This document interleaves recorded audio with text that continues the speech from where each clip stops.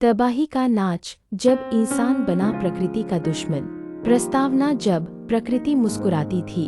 हैदराबाद की रफ्तार भरी जिंदगी से दूर एक हरा भरा जंगल था जो शहर के कोलाहल से अलग शांति का घर था। यह जंगल केवल पेड़ों का समूह नहीं था, यह जीवन था। यहाँ पर मोर पंख फैलाकर नाचते थे, तोते एक डाली से दूसरी डाली फुदकते रहते थे, नीलगायों के झुंड शांति से चरते थे और गिलहरियां हर सुबह उगते सूरज के साथ झाड़ियों में लुकाछिपी खेलती थी। नील की कहानी एक मोर की नजर से जंगल। उसी जंगल में रहता था एक मोर, नील, नीले हरे पंखों वाला वह मोर अपनी संगिनी और दो छोटे बच्चों के साथ पेड़ों की छांव में घोंसला बनाए हुए था। नील सिर्फ एक पक्षी नहीं था, वह जंगल की आत्मा था। जब वह नाचता, लगता जैसे प्रकृति खुद उत्सव मना रही हो। उसके बच्चों ने अभी हाल ही में उड़ना सीखा था और हर सुबह उनकी चहचहाहट से पूरा इलाका गूंजता था। नील का एक सपना था, एक दिन उसके बच्चे पूरी आजादी से पूरे जंगल में उड़े, बिना डर के, बिना किसी रुकावट के। लेकिन उसे क्या पता था कि यह सपना कुछ ही दिनों में राख में बदल जाएगा। जंगल में आग विनाश की शुरुआत। मार्च 2025 की एक तपती दोपहर सब कुछ अचानक बदल गया।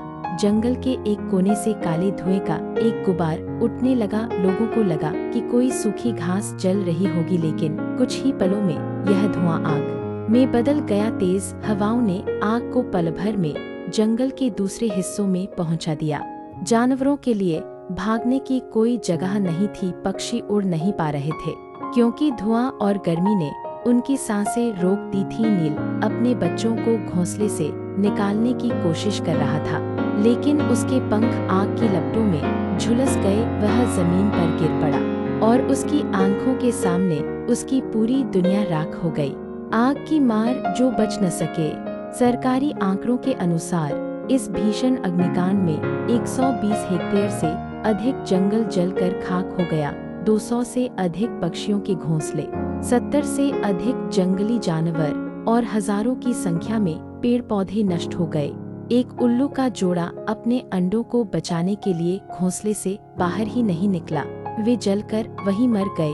एक गर्भवती नीलगाय झाड़ियों में फंस गई और धुएं से दम घुटने की वजह से उसकी जान चली गई। तोते, गिलहरियां, खरगोश, जिन्हें हम अक्सर जंगल की शोभा समझते हैं, सबकी चीखें आग की लपटों में खो गईं। जिम्मेदार कौन? जब इंसान बना प्रकृति का शत्रु। जांच में पता चला कि पास की एक अवैध इंडस्ट्री ने अपने प्लास्टिक और केमिकल कचरे को जंगल के किनारे जला दिया था। यह आग वहीं से फैली, यह कोई प्राकृतिक आपदा नहीं थी, यह इंसानी लालच और लापरवाही का परिणाम था। हम जो खुद को सबसे समझदार प्राणी मानते हैं, वही सबसे बड़े विध्वंसक बन गए हैं। इंसान ने अपने फायदे के लिए जंगलों को काटा, नदियों को सुखाया और अब उन जीवों का घर जला दिया जो बोल भी नहीं सकते। सरकारी प्रयास क्या इतना काफी है?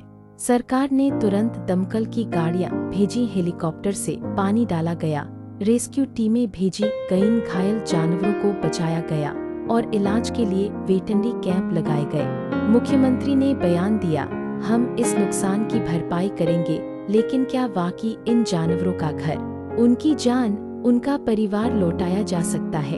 एक बार जली हुई मिट्टी फिर से वैसी नहीं होती। हम क्या कर सकते हैं? आम इंसान की भूमिका। सरकार अकेले कुछ नहीं कर सकती, हमें भी जागना होगा। हम छोटे छोटे कदमों से बड़ा बदलाव ला सकते हैं। जंगलों में जाने पर कभी प्लास्टिक या सूखी घास न जलाएं। स्थानीय बच्चों को प्रकृति और पर्यावरण के बारे में जागरूक करें। हर साल कम से कम 5 पेड़ जरूर लगाएं। अपने घर की छत पर पक्षियों के लिए पानी और दाना रखें। NGO और वन्यजीव संरक्षण समूहों से जुड़े। आशा की किरण। आग के बाद एक गांव के बच्चों ने मिलकर उस जले हुए जंगल में बीज बोने शुरू किए। उन्होंने नील के नाम पर एक पेड़ लगाया, नील वृक्ष, पूर्णविराम। उस वृक्ष के नीचे उन्होंने एक तख्ती लगाई, जहां जानवरों की दुनिया राख हुई, वहां अब हम जीवन बोएंगे। 1 साल बाद वही जगह फिर से हरी होने लगी है। कुछ नए पक्षी लौटे हैं और कुछ नन्हे पौधे अब छोटे पेड़ बनने लगे हैं। हमें समझना होगा, जंगल सिर्फ पेड़ नहीं होते, वो जीवन होते हैं। एक जंगल की आग सिर्फ एक हादसा नहीं, वो एक चेतावनी होती है। अगर हमने अब भी नहीं सीखा, तो आने वाली पीढ़ियां सिर्फ तस्वीरों में मोर और तोते दिखेंगी।